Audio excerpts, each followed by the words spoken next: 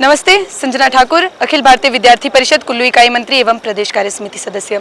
जैसा कि हम सभी पिछले कल देखते हैं कि एचपीयू जो कि हमारे हिमाचल प्रदेश की सबसे बड़ा विश्वविद्यालय है, वहां पर एक घटना होती है जिसमें एसएफआई का हाथ होता है। एसएफआई जो कि खुद को कहते तो स्टूडेंट ऑर्गेनाइजेशन है, लेकिन वो गुंडों की ऑर्गेनाइजेशन है। वो गुंडों से ज्यादा वहां पर कुछ नहीं है, स्टूडेंट्स कुछ नहीं है, वहां पर सिर्फ गुंडे हैं जो कि सिर्फ मारपीट पर विश्वास रखते हैं। पिछले कल भी हमारे एबीवीपी के जो भाई थे वो ज्ञापन देकर बस वापिस आ रहे थे और वहां पर वो पहले से ही प्लानिंग प्लॉटिंग करके बैठे हुए थे कि किस प्रकार से हम इन पे हमला करेंगे, इन्हें मारेंगे। तो वहां पर हम देखते हैं कि जो हमारे साथी थे एबीवीपी के, उन पे बहुत ही जानलेवा हमले हुए थे जिसमें वो बहुत घायल भी हुए हैं। लेकिन फिर भी जो है पुलिस प्रशासन ने अब तक कोई भी फैसला नहीं लिया है, कोई भी उन पे कार्यवाही नहीं की गई है। पिछले साल भी हम देखते हैं 2025 में एक ऐसी घटना हुई थी, एचपीयू में मारपीट हुई थी जिसमें हमारे एबीवीपी के कई साथियों पर जो है एसएफआई के गुंडों ने हमला किया था। लेकिन फिर भी उसमें भी जो पुलिस प्रशासन है, सरकार है, उसने उन एसएफआई के खिलाफ कोई कार्यवाही नहीं की। उल्टा उन्होंने हमारे जो है एबीवीपी के साथी है उन्हें जेल में डाला। उन्हें कम से कम 3 महीने से भी ज्यादा उनको जेल में रखा गया था। उन पर ही केवल कार्यवाही हुई थी, वो सिर्फ एक तरफा चला गया था। और इस बार भी जो पुलिस प्रशासन है उन्होंने अब तक कोई फैसला नहीं लिया है, कार्यवाही तक नहीं की गई है। और मैं ये पूछना चाहती हूँ कि अगर बोलते हैं कि जो पुलिस प्रशासन है वो कॉलेजेस में, यूनिवर्सिटी में जो है बच्चों के मामले में नहीं पड़ती है, लेकिन जब हथियार उठते हैं, तो तेज धार हथियार कॉलेजेस में उठ रहे हैं, तो वो केवल बच्चों का मामला कैसे हो गया वहां पर? और वहां पर भी कार्यवाही सिर्फ एबीवीपी की जाती है, एसएफआई पे क्यों नहीं की जाती है? एसएफआई वालों में इतना दम कहां से है, उतना उनमें जोश कहां से है कि वो वहां पर हथियार यूज कर रहे हैं? किनका सपोर्ट है उनको?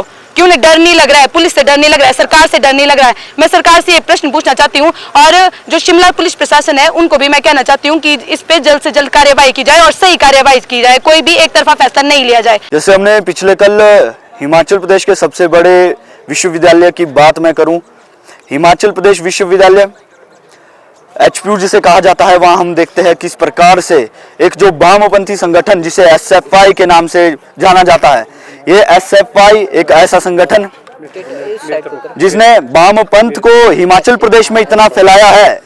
परंतु आज के समय में हम इन वामपंथी संगठनों को देखते हैं कि हिमाचल प्रदेश में इनका अस्तित्व खत्म, दिन प्रतिदिन इनका अस्तित्व जो है खत्म होता जा रहा है। परंतु जब हम हिमाचल प्रदेश विश्वविद्यालय की बात करें तो इनका वर्चस्व वहां पर अभी भी बना हुआ है और ये अपने वर्चस्व को बनाए रखने के लिए जिस प्रकार की गुंडागर्दी वहां पर करते हैं और जिस प्रकार जो आम छात्रों को ये परेशान करने का प्रयास उस विश्वविद्यालय में करते हैं और आम जो छात्र वहां पर पढ़ने जाते हैं उन पर जो अपना दबाव बनाने की ये कोशिश करते हैं, तो इस प्रकार का इनका प्रयास रहता है ताकि अन्य जो छात्र संगठन है उनसे जो है अन्य जो कार्यकर्ता है वो ना जुड़े। और जो इनका प्रयास रहता है वो एक देश के खिलाफ और देश के विरुद्ध जो एक विचार इनका रहता है।